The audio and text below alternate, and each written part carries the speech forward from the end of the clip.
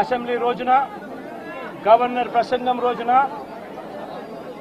ఉభయ సభలను ఉద్దేశించి గవర్నర్ మాట్లాడే ప్రసంగంలో గవర్నర్ను ఖచ్చితంగా నిలదీస్తూ గవర్నర్ ప్రసంగాన్ని అడ్డు తగులుతూ గవర్నర్ను ఖచ్చితంగా నిలదీస్తూ వైఎస్ఆర్సీపీ గలం విప్పుతుంది.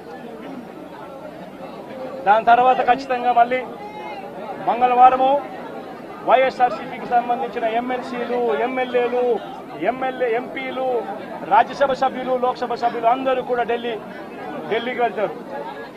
వెళ్ళి బుధవారము ఢిల్లీలో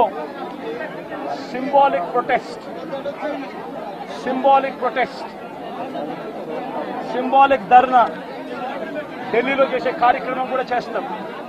రాష్ట్రంలో జరుగుతూ ఉన్న దాడులు, రాష్ట్రంలో ఉన్న లా అండ్ ఆర్డర్ పరిస్థితులను దేశమంతా కూడా చూసేట్టుగా, దేశమంతా కూడా దీన్ని గమనించి, దేశమంతా కూడా దీన్ని ప్రొటెస్ట్ను వాళ్ళు కూడా ప్రొటెస్ట్ చేసే విధంగా దీన్ని హైలైట్ చేసే కార్యక్రమం చేస్తాం. ప్రధానమంత్రి గారి అపాయింట్మెంట్ ఇప్పటికే అడగడం జరిగింది. అమిత్ షా గారిని ప్రెసిడెంట్ అపాయింట్మెంట్ కూడా అడగడం కూడా జరుగుతుంది. వీళ్ళందరూ కూడా అపాయింట్మెంట్ ఇస్తే వీళ్ళందరినీ కూడా కలిసి వీళ్ళందరికీ కూడా చెప్పే కార్యక్రమం కూడా చేస్తాం.